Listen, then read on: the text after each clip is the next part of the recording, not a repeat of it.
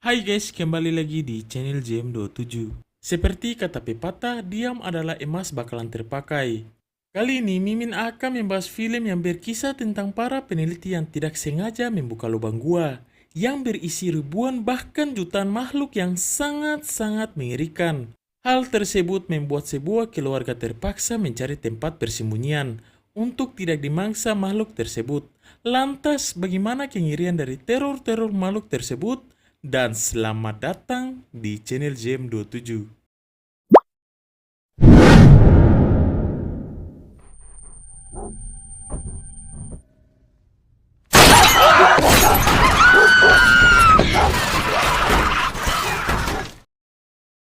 Awal kisah terlihat para peneliti sedang memecahkan lubang gua yang memiliki kedalaman sedalam cinta Mimin kepada editor.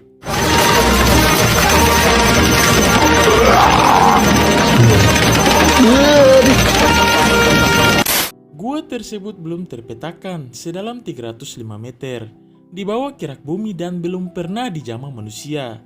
Setelah berhasil memecahkan batu-batu tersebut, para peneliti yang kepo bagaikan tetangga Mimin mulai mendengar suara-suara aneh. Lalu tiba-tiba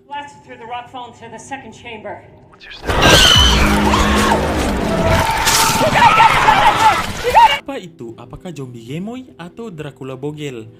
Pura-pura nggak tahu dulu dan film baru dimulai.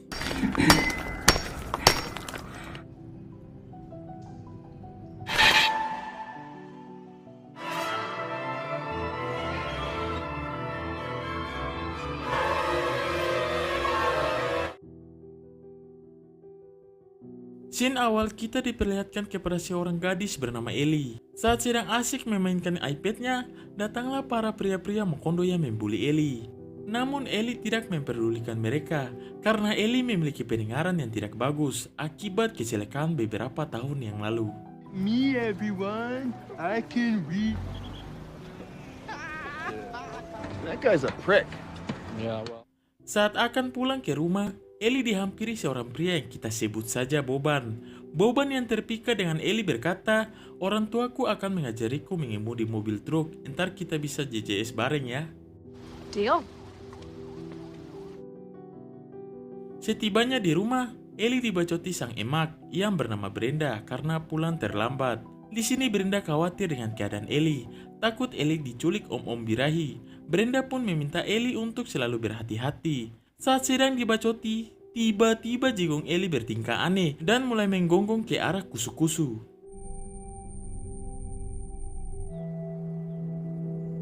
Malam pun polote, Ellie yang akan tidur melihat beberapa helikopter pergi ke suatu tempat. Di sini Ellie juga tak sengaja memergoki sang grandma yang sedang nyebat sambil memikirkan dunia akhirat.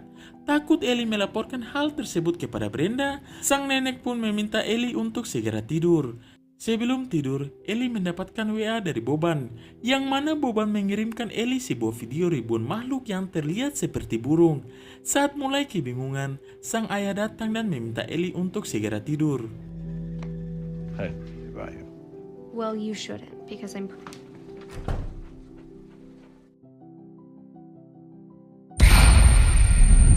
Something's happened. Singkat cerita, Ellie yang baru saja ngorok dibangunkan Brenda. Saat keluar dari kamarnya, terlihat semua orang cemas akibat menonton berita di TV dengan informasi kalau ada penyerangan di seluruh penjuru kota. Saat bersamaan, paman mereka yang bernama Glenn datang dan menanyakan apa yang sebenarnya terjadi. Dalam berita tersebut, diinformasikan kalau ada para peneliti yang sudah menjelajahi gua dan membobol reruntuhan gua yang sudah berusia jutaan tahun. Hal itulah yang membuat ribuan makhluk aneh dan mengerikan keluar lalu memangsa semua orang-orang hingga meninggoy. The infestation is under control.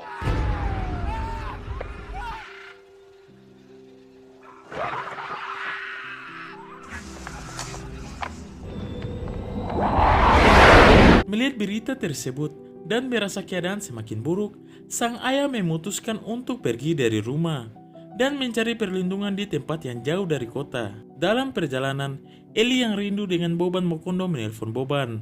Di sini mereka berdua berjanji untuk saling mengabari hingga keadaan kembali normal.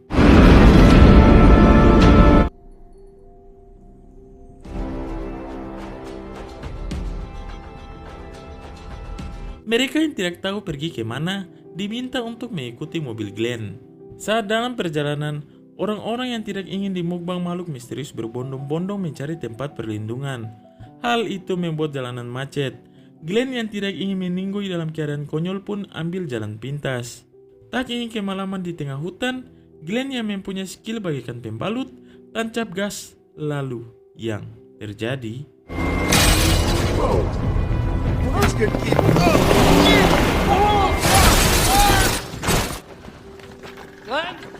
Hey. Can you move? oh my god, berputar di lidah bagoyan di mulut. Ya kurasa ini benar-benar berputar di mulut bagoyang di lidah ya Tuhan. Glenn yang kaget dengan rusa-rusa tadi terpaksa tersirum ke jurang. Insiden ini membuat kaki Glenn terjepit dan tidak bisa keluar dari mobil. Tak ingin keadaan Glenn semakin buruk, Hak Takbo meminta Brenda untuk menghubungi ambulans. Lagi-lagi sutradara yang ingin membuat film ini semakin polote mempersulit jaringan.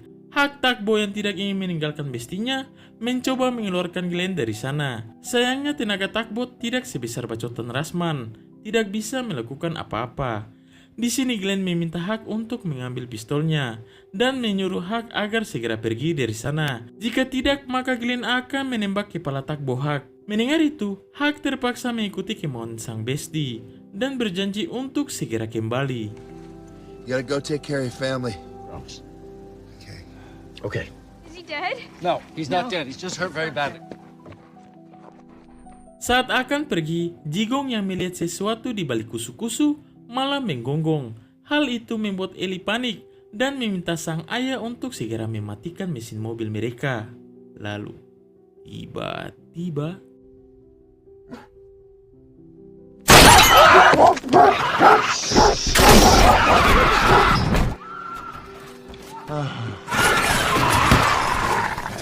tak ingin Hak dan keluarganya dimukbang makhluk tersebut, Glenn pun mengalihkan makhluk-makhluk itu dengan suara pistolnya dan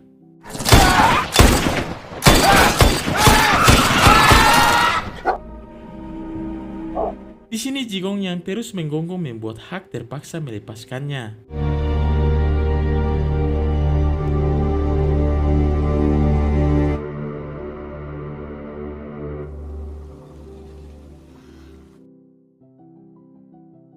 Setelah berjam-jam menunggu, Hak akhirnya mencoba keluar dari mobil dan melakukan sesuatu. Saat sudah berada di luar mobil, si grandma yang tidak merokok tiba-tiba kambuh dan membuat si makhluk mendekat. Dengan perlahan, Hak mencoba mengambil sebuah besi dan melemparkan besi tersebut untuk mengalihkan si makhluk. Ternyata makhluk itu tidak bisa melihat dan mereka hanya mengandalkan suara saja. Di sini Hak meminta mereka semua untuk tetap tenang. Jangan ada yang menelpon ataupun nge-TikTok. Hak juga meminta mereka untuk mengikutinya pergi dari sana agar menemukan tempat berlindung sebelum malam hari.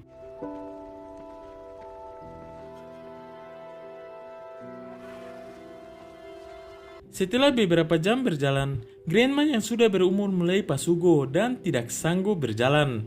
Di sini mereka memutuskan untuk beristirahat sejenak. Saat sedang kebingungan mau pergi kemana, si bungsu Fadel yang sedang meneropong melihat sebuah rumah yang tidak jauh dari mereka. Tak ingin membuang-buang waktu, mereka pun segera otw. Setibanya di sana, mereka yang ingin masuk malah tidak sengaja menimbulkan suara berisik. Hal itu membuat si pemilik rumah keluar. Dan yang terjadi,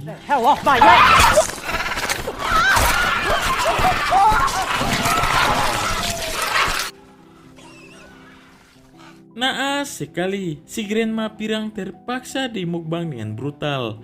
Tak habis akal, si botak Hak mulai mencari jalan lain agar bisa masuk ke rumah tersebut. Di sini ia menemukan sebuah terowongan yang langsung tembus ke halaman rumah itu. Hak pun meminta keluarganya untuk menunggu, sementara itu ia akan masuk duluan dan memberikan aba-aba jika sudah tiba di halaman rumah. Saat mulai masuk ke terowongan, Hak tidak sengaja menyentuh gundukan tanah yang ternyata ada ular di dalamnya. Setelah berhasil sampai ke halaman rumah, Hak pun meminta keluarganya untuk segera masuk ke terowongan yang baru saja ia lewati. Ketika Brenda dan keluarganya mulai masuk ke dalam, tiba-tiba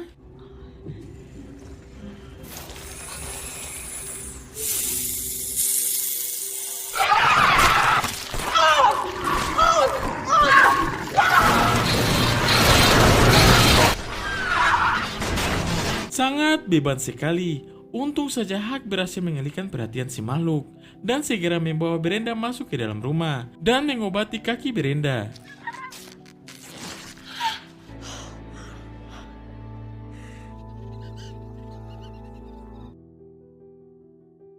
Singkat cerita, Hak yang ingin tahu tentang berita hari ini meminta Ellie untuk mencari tahu di iPad-nya. Di sini Ellie memberitahu Hak kalau ada beberapa orang yang dibakar hidup-hidup bagaikan singkong bakar dan digantung oleh si kelompok sekte sesat. Tak lama kemudian, datanglah si Grandma yang memberitahu bahwa keadaan Brenda semakin buruk akibat lukanya. Grandma pun meminta Hak untuk pergi menemukan obat-obatan karena mereka sudah kehabisan obat-obatan yang ada di rumah. Tidak ada kemungkinan Brenda akan selamat jika tidak memberi pengobatan. Mendengar itu, Hak dan Ellie pun segera pergi dari sana.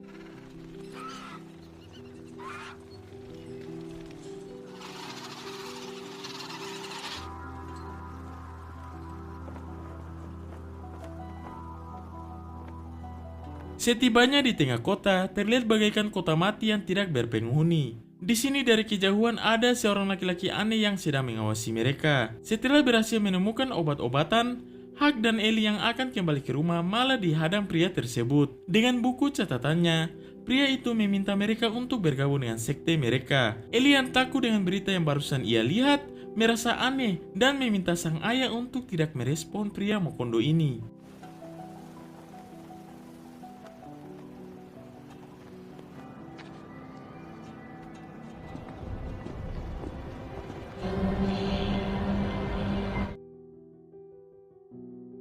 Sepulangnya di rumah, Hak mencoba mencari siaran TV yang masih memberikan informasi. Sayangnya semua berita tidak muncul. Ellie yang melihat itu langsung menghampiri sang ayah dan memberitahu kalau biasanya ada siaran di TV One yang menyiarkan dari bunker di suatu tempat dengan mengatakan kalau makhluk-makhluk tersebut tidak menyukai tempat yang dingin. Jadi orang-orang yang ada di atas lingkaran Arktik bisa bertahan hidup. Ellie pernah melihat salah satu video yang ada banyaknya bangkai makhluk-makhluk mengerikan di gumpalan salju.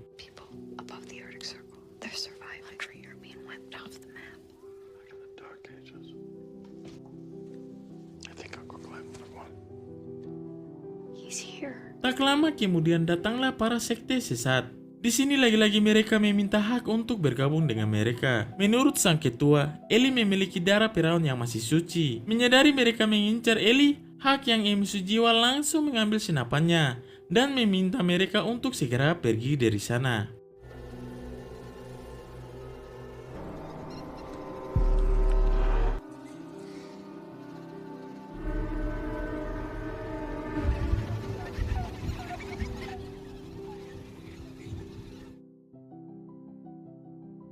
Saat malam poek, Ellie yang akan tidur mendapat WA dari Boban. Dalam pesan tersebut, Boban menyuruh Ellie untuk segera pergi ke Kutub Utara. Di sisi lain, Hak dan Brenda yang sudah lelah dari cobaan sutradara bergegas tidur. Ketika malam semakin larut, Hak yang terbangun dari tidur merasa janggal dan meminta Brenda untuk membangunkan anggota keluarganya yang lain. Di sini mereka melihat sesosok anak perempuan yang sedang kedinginan di luar rumah. Merasa iba dengan anak tersebut, Brenda segera membawanya masuk ke dalam rumah. Saat ditanya mengapa anak tersebut bisa berada di sini, anak itu tidak menjawab dan ternyata lidahnya sudah dipotong. Lalu, yang terjadi?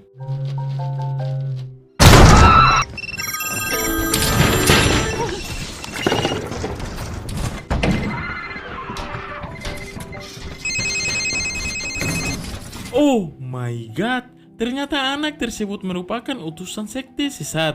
Di sini datanglah para orang-orang sekte sesat yang menculik Ellie.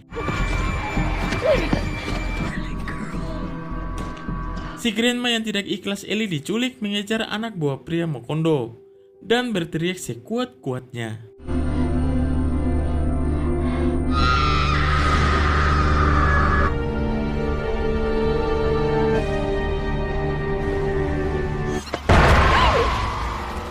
Naas sekali, sang Grandma pun terpaksa kembali ke alam barja. Melihat itu, Hak segera keluar dan mendapati Ellie sudah disandra ketua sekte sesat. Tidak lagi memikirkan keselamatan mereka, Hak dan Brenda pun mulai melakukan perlawanan.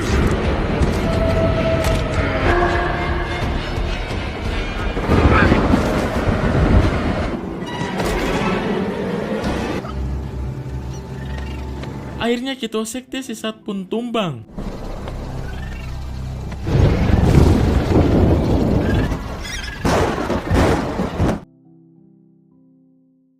Keesokan harinya, keluarga Eli pergi dari rumah tersebut ke tempat yang Boban suruh. Setelah berhari-hari mereka lewati, mereka pun tiba dengan selamat di tempat tersebut. Di sini akhirnya Eli bertemu dengan sang pujaan hati dan film pun tamat. Apakah akan ada sequel keduanya? Kita tunggu saja. Oke guys, sekian dari film tersebut. Jangan lupa untuk like, comment, and subscribe. Polote.